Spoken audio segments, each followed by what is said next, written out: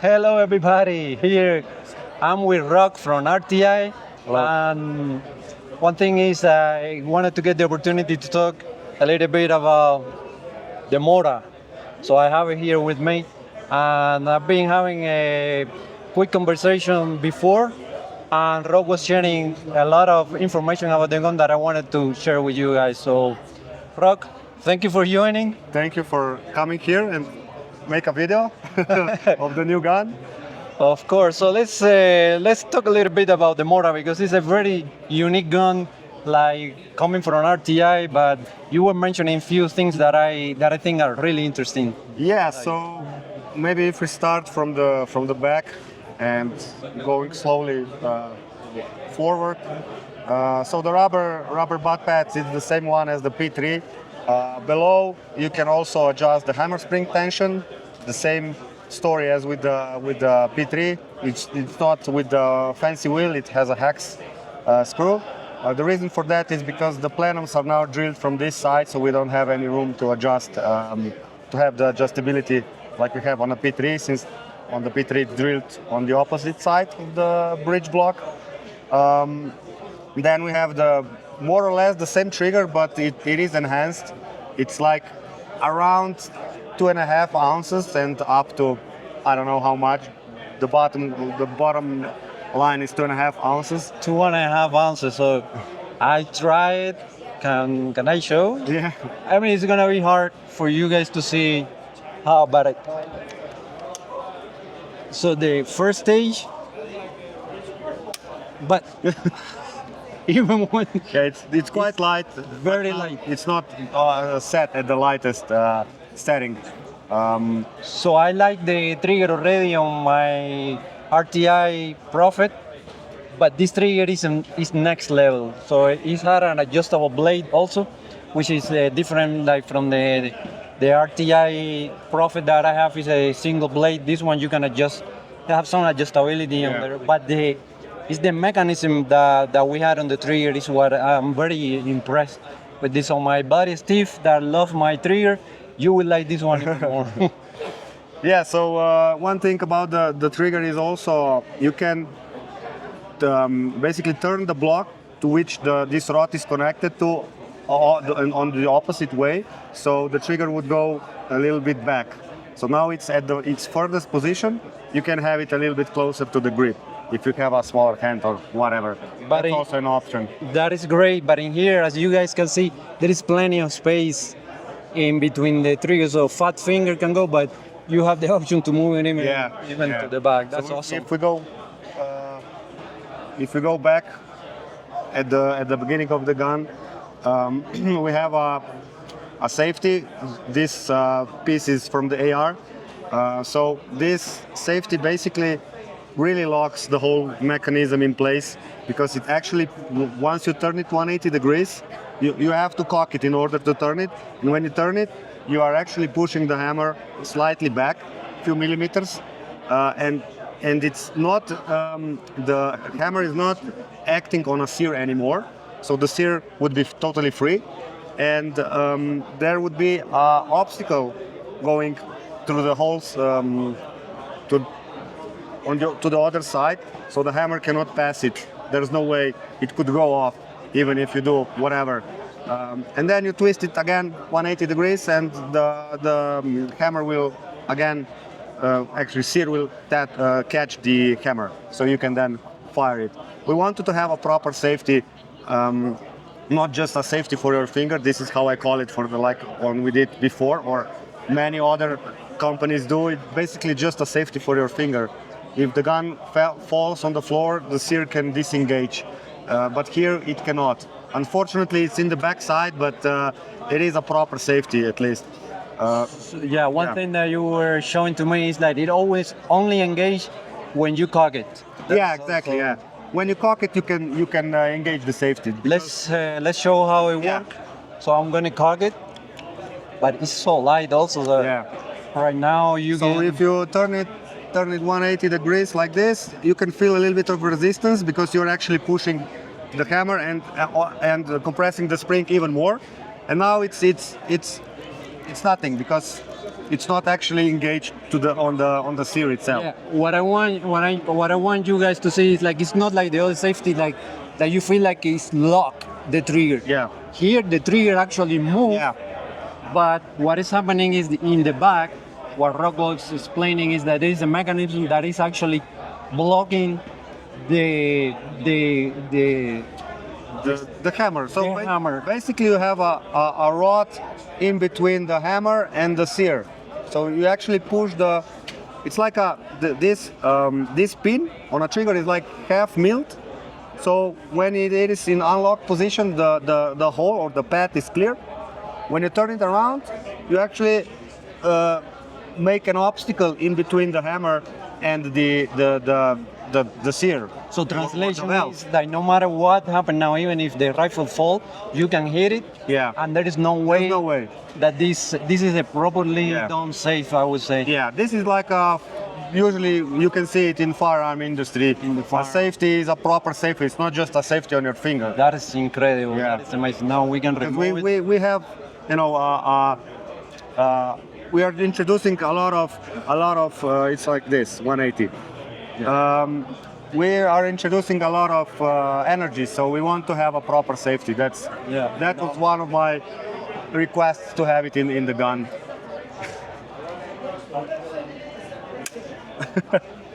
Yeah, you have to You be gotta have- concentrated to feel the second stage. Otherwise, you accidentally fire it or it surprises you. Yeah. So that is amazing. That is a lot of changes. So let me ask you a quick question now. Seeing all these new improvements and seeing how the RTI keep increasing in number P3. So Yeah. I would say any of this technology, do you see in the future maybe translating into a P4 or something like that? We at the moment we're not sure yet what we will do with old platform. I mean, we'll keep doing a P3 for sure because it's cheaper gun to make, and it's still a very good gun. And you know, we sell it. We sell a lot of units, but we kind of have a feeling that more or less we are at the edge of what we can do with the platform we have in the P3. So at the moment, I don't really know if we will do anything on it. We will. Well, one thing it will happen. We will have 700 barrels because 700. I mean, the barrels are compatible between each other, interchangeable. So we will have, of course, this in 700 soon, and that means that you can also put it in Profit or P3. So you know, it makes sense to offer it in that case as well. So that's one of the change, if we call it a change. That is incredible. All right, so it makes sense. Oh, Yeah. awesome. So is there anything else that we? Yeah, so the adjustments are the same because, as we mentioned before, it's more or less the same mechanism because it works really well in the P3 already. The gap for the magazine is bigger. This is the magazine. We can compare it if we have one here. So this is the size difference. You can check shot counts on our website, rti.eu. So you can put big slugs inside. So take note that all calibers are that thick, right? So it's the same gap on all calibers. So you can interchange the caliber even easier than it was on the P3. This is incredible. So on this gun we'll have the 9mm version. So when Yeah. from 20, you say 177, 177. 22, 25, 30, and 35. All right, 177. So so look at this bottle. I couldn't imagine if someone will ever even count the shot count in a 177. Yeah. I would say infinite shot count. But Yeah, one thing we added is that the pellet pusher is actually adjustable, so you can adjust how far you want to push the projectiles into the barrel. So you can play with that a little bit. it's another tuning point. Yeah, you have three positions for one rotation. I forgot what the thread is.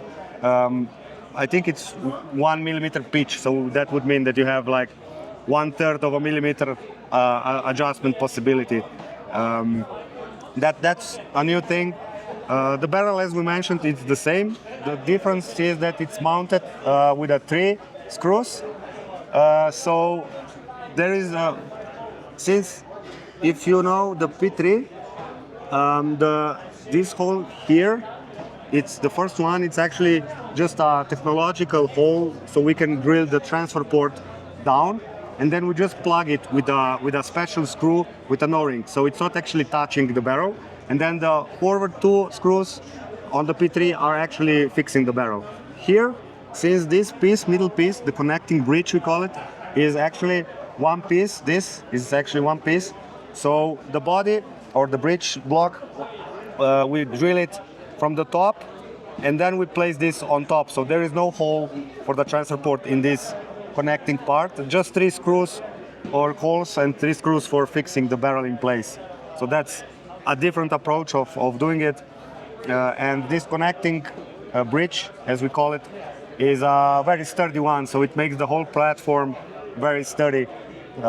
And this can be seen on the accuracy as well. With the same barrels, RPB barrels, you can see the difference that with Mora you get even more accurate shots than with the P3.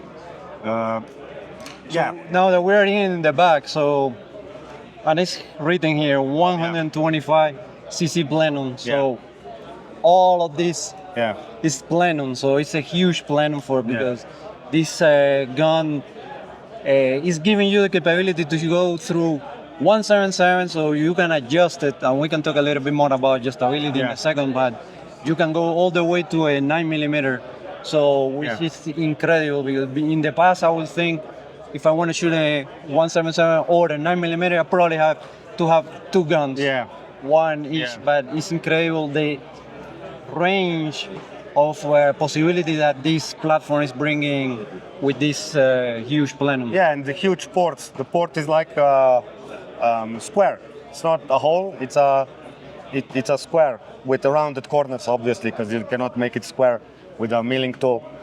So it's a big plenum. I mean, big transfer port. And one thing which we did is, if you can see the valve. This is the valve setting for the dwell timing, and this valve is actually, if you turn it like this, it's actually a little bit drilled under angle, so we end up very close to the barrel, so we have a very short transfer port.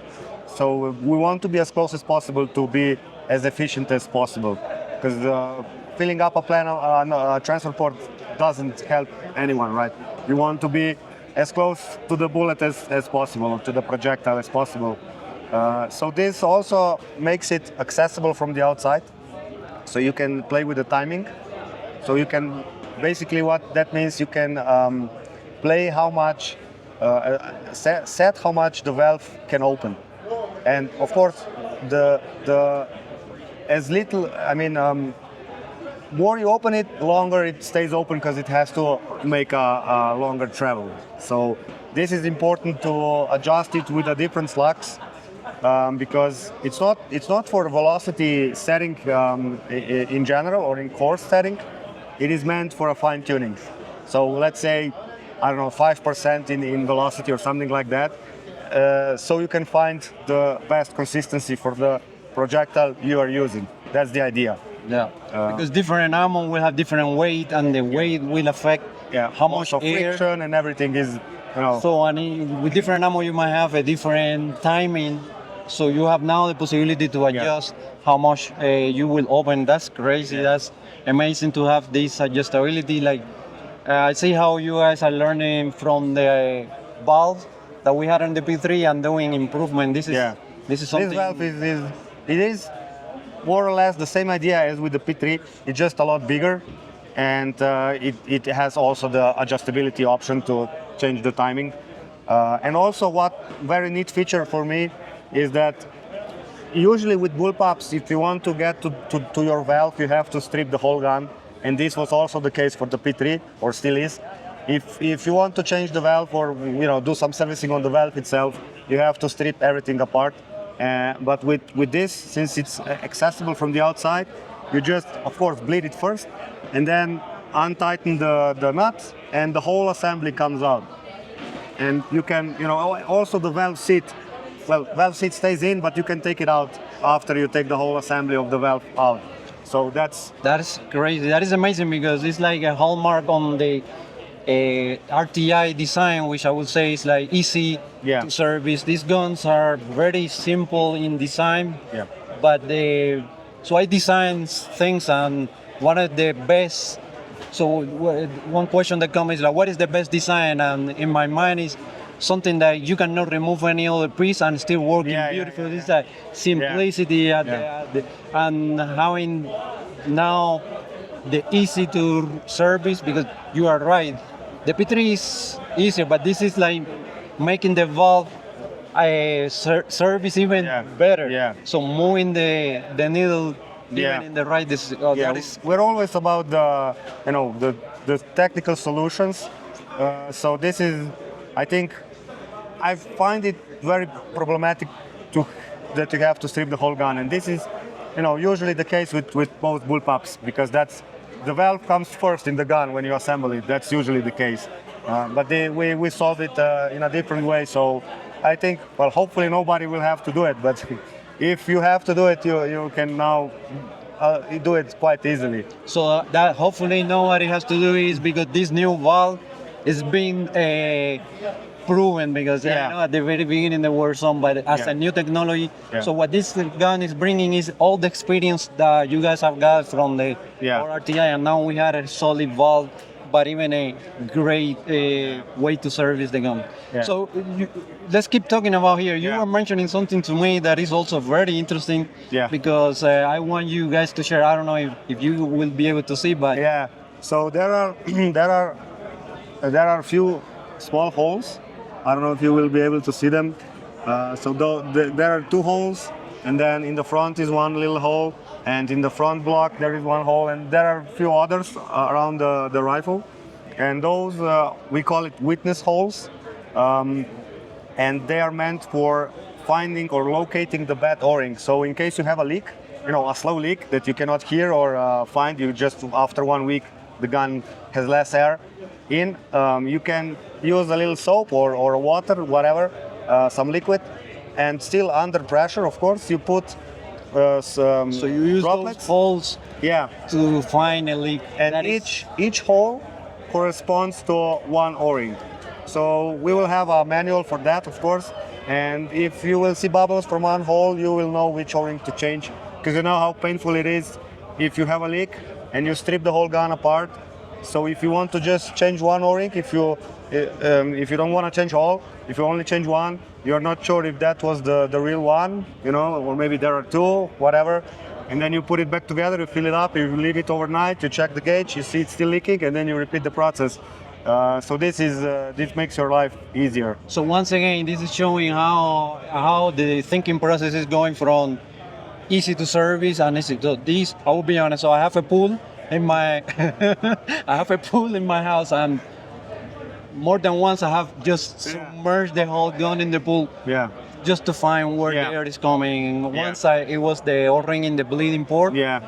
And it was an easy fix because it's an easy O-ring. But once there was O-ring coming from the barrel, and I'm like, oh my goodness, that might be. So, but now we have like witness. Well, I would call it. I don't know. I like the name. It's like I'm watching you. I don't know. We start calling it that, and it's stuck with us. So.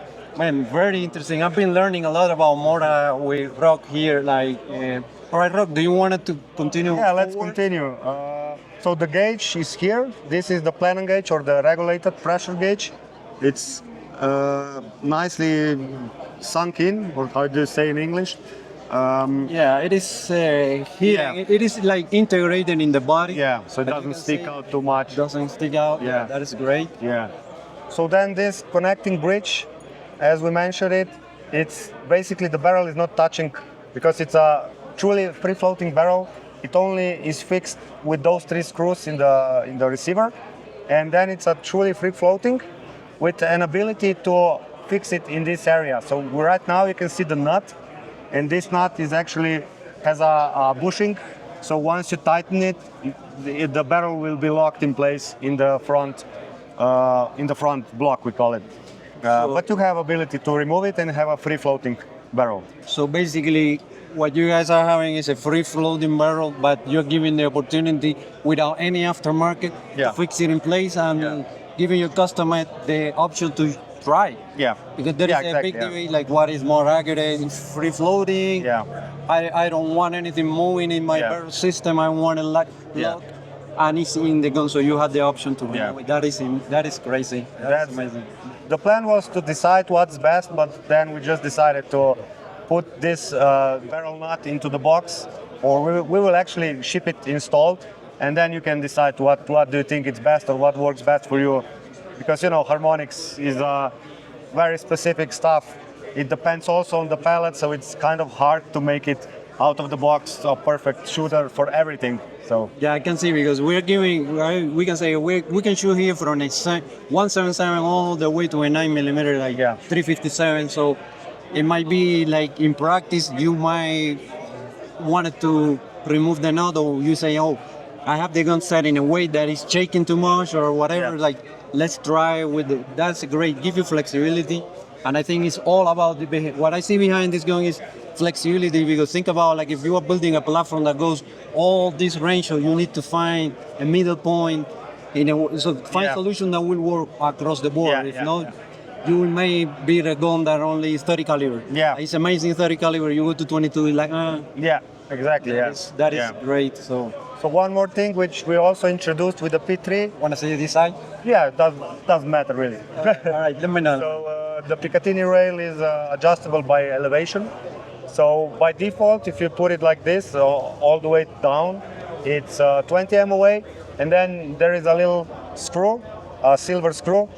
If you screw it in, of course you have to untighten those screws on the right side. So if we show them, you have to untighten this, and then you can adjust it. So the elevation, so you get more MOA. I don't know. With this screw here, with this you screw it in, and it will the back part starts to elevate, right? So you can go. I forgot what MOA we can get it for Mora, because the shroud is bigger.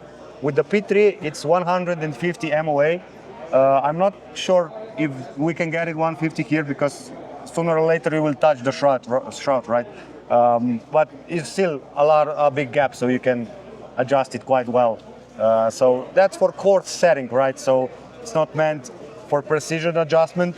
It's just a coarse setting, so you can have a mechanical zero on your scope if you're doing long range. Oh my God, that is impressive. All right. So that's the rail. What else do we have here? The trigger we talked about. I would say let's talk about this regulator. Yeah. So the regulator is the upgraded one compared to the P3.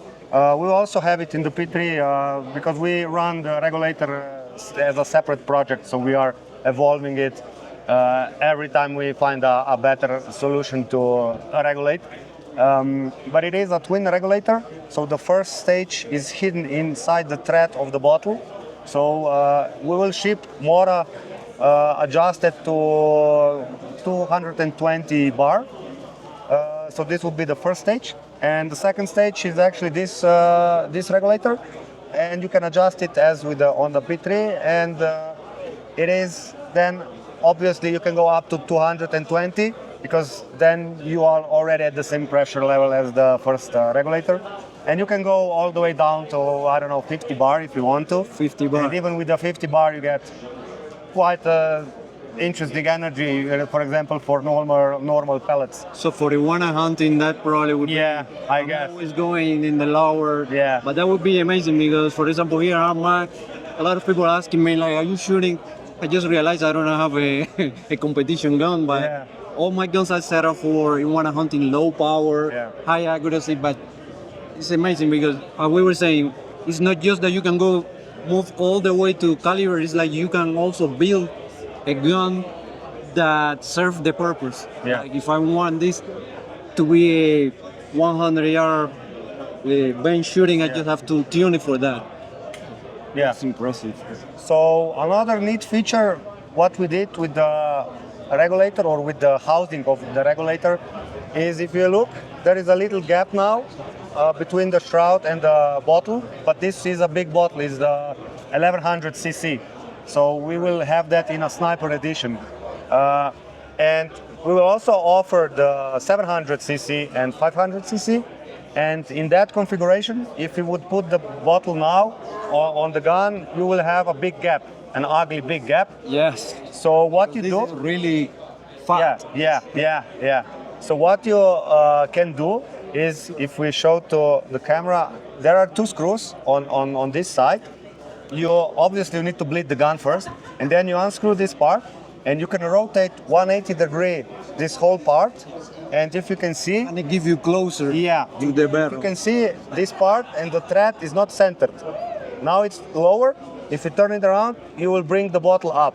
So with this bottle, you cannot turn it around, obviously. But you with the crash into the with the shroud. smaller one, you can do that. So you will have a nice small gap with a small bottle as well. I mean, Yeah. it's not small, but Because you guys can see it's a big bottle. Yeah. I think one of the feeling bottle that I used to have when I was going with my buddy Steve, it was like a BB. yeah.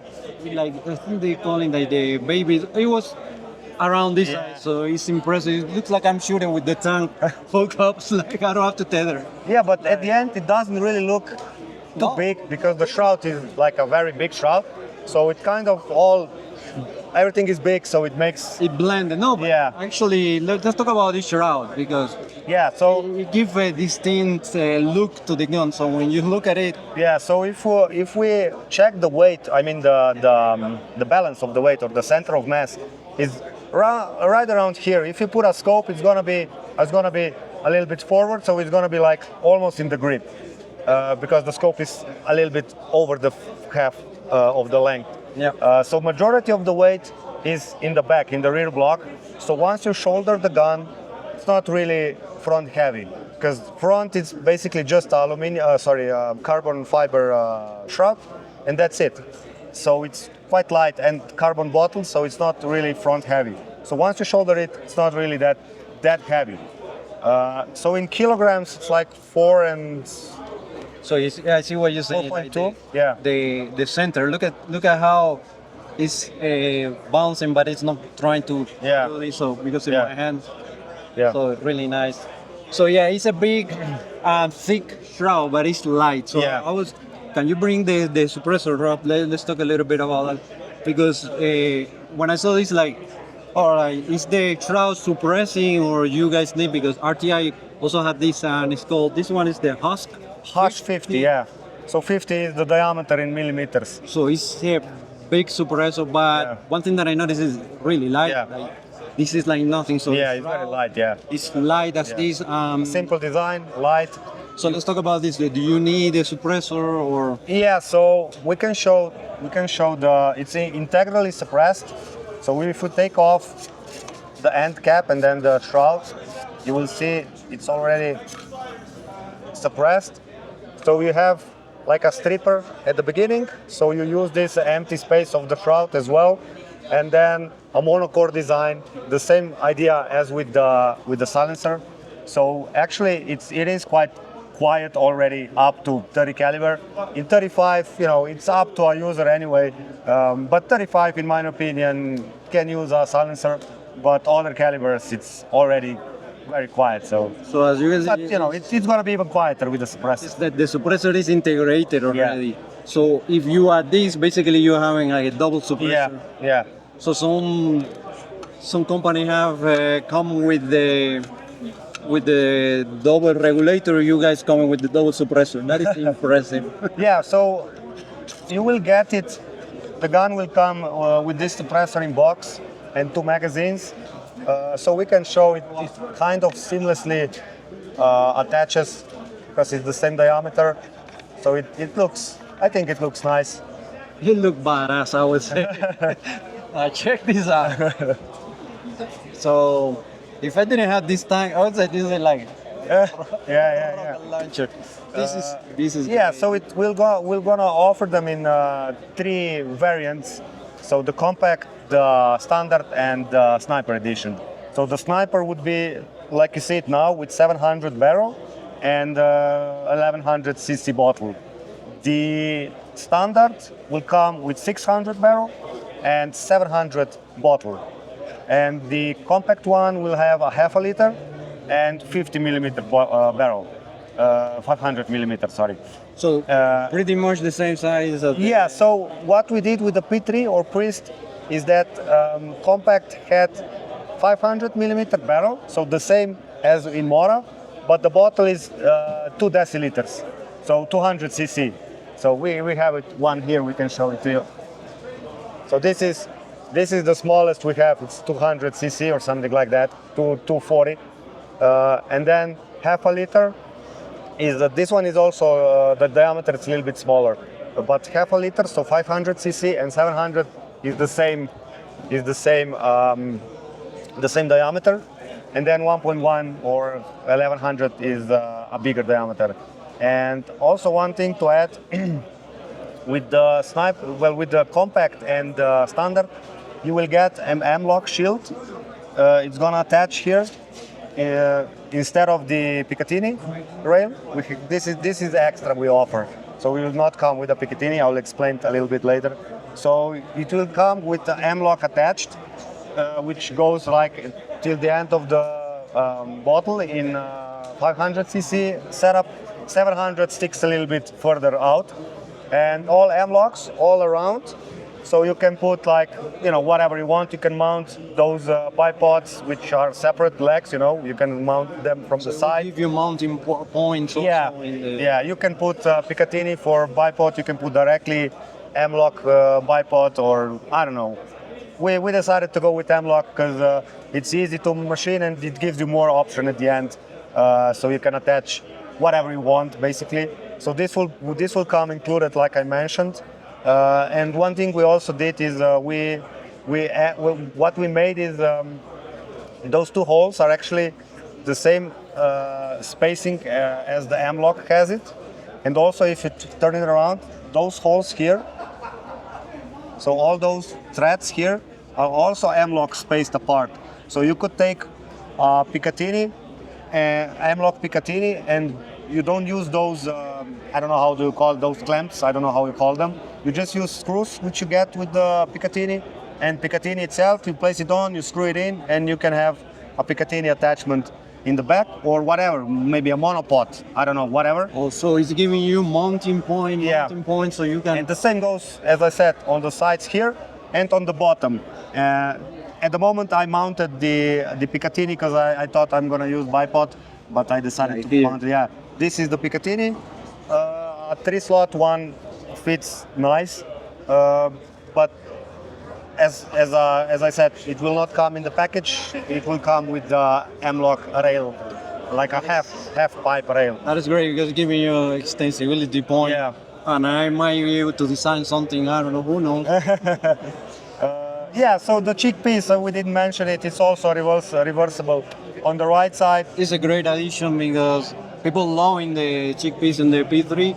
For a long time, RTI didn't have any, and in the cold weather, it's not something that I personally suffer, right? To me, it's not, but when the gun was cold, that is the good addition. And the other thing, let's talk about the cocking. You were mentioning. So the cocking it has a little longer lever, so it sticks out a little bit further because it gives you a little bit more leverage. If I can show you, it goes out like but it is it is easy to cock. It's nothing. It goes smooth. So what else to mention here? It's not reversible, so so it's not reversible. It's only left side cocking for now. So no changes there so far.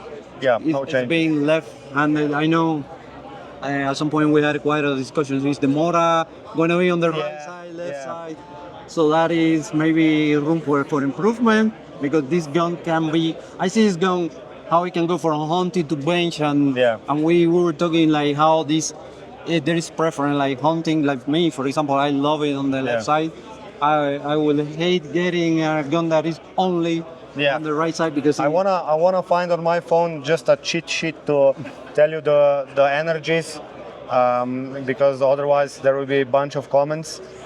At least I feel like. How powerful is this? Which is the next. Just give me 1 second to scroll through the documents I have. Okay, so if I start with 177, And those numbers, which I will describe, is all with 600 millimeter barrel. So with 700, it's going to be more. Except 35 caliber, it was measured with 700 because it's the only one we have. Yes. So 177, it's 52 foot-pounds. I forgot which weights we used, so bear with me. So I have foot-pounds and I have shot count in all three sizes of the So bottle. were you able to shot count 177? Yeah, well, we actually did a calculation, so hopefully we didn't miss for much. Tell me the number. So with this one, it's 100 shots, but keep in mind it's 52 foot-pounds. Okay, you are pushing this Yeah. 177. Yeah. So All right. 52 foot-pounds, and this is at 200 bar. So this is what we will recommend as a maximum. You can go higher, but you will have to change the first regulator first. So 200 baht the regulator, but the bar is at 300. Yeah. So this is the difference from 300 to 200 bar. You will get 95 shots at 52 foot-pounds in 177. But as you know, if you go lower, you will gain a lot more shots than you lose power. You know. I can imagine if we go to the 50R, Yeah. the let's say 20 foot-pound, which is typically the normal. Yeah. But we were talking now 50 in It's 177. gonna be a lot. It's not gonna be twice as many. It's gonna be triple, if not more. It's hard to Because- visualize a 50 Yeah. foot-pound. Because lower on the pressure you go, more efficient it is. The valve becomes more efficient, and also you have a bigger span of the pressure you can go from the 300, right? So at the end you get a lot more shots. So yeah, if you go on 22, it's 90 foot-pounds, and 30 shots with a half a liter, so 500 cc, 45 shots with 700, and 70 shots with the big boy. 90 foot-pound of energy in Yeah. 22 caliber. Yeah. And then we have 25 caliber, it's 130 foot-pounds, and 25 shots, 35 shots, and 60 shots. So as I mentioned before, have 500 cc, 700 cc, and 1100 cc. 30 caliber is 150 foot-pounds, and we have 20 shots, 30 shots, and 45 shots. And 35 caliber, it's 225 foot-pounds, 12 shots with the smallest one, 19 shots with the middle one, and 30 shots with this one. So 30 shots with 225 foot-pounds, and I think it's quite efficient.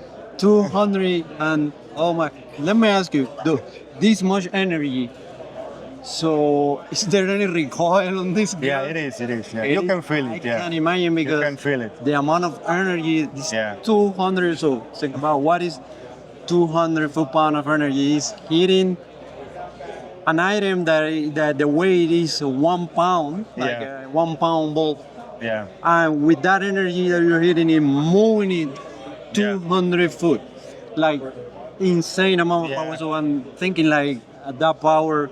Gregor was doing a video with the 9mm with the 35 caliber, and I forgot. I think he had it tuned to a little bit less. I forgot what he was shooting. I think he shot Zans, slugs. He has a video on YouTube, so you can check. He put on the screen the weight, the velocity, everything. That is amazing. And he was shooting at 100 yards, and when he missed the spinner, what a noise when it hits the dirt. It's like, bam. I was like, what is this? Oh, and you can watch it and check the noise when he misses and hits the dirt. It's like, it's So I cannot imagine. We have here people shooting in the competition that they remove the suppressor because they might have the suppressor might have an impact. And here we don't care about suppressing the gun. Yeah, exactly. So yeah. I'm very curious removing the suppressor and do it. So one thing, I didn't mention. Suppressors are typically not mounted on the barrel itself, right? They're usually mounted on a shroud or somewhere on the middle piece. And this is how we do it on the P3 as well. The suppressor, if you mount it, it's not mounted on the barrel itself. It's mounted on the shroud. So it can get misaligned because you have multiple parts in between, like Legos, But here, the integrated one is actually the monocore is screwed on the barrel itself. The barrel that you have. So there is no middle piece in between.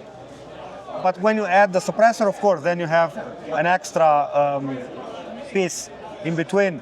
But still, it is different if we take the shroud again down, since we have time. I want to show you.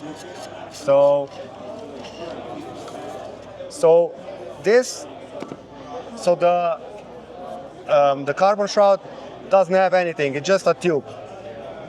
The end cap has a screw inside, and this screw screws on the monocore, which is fixed on the barrel.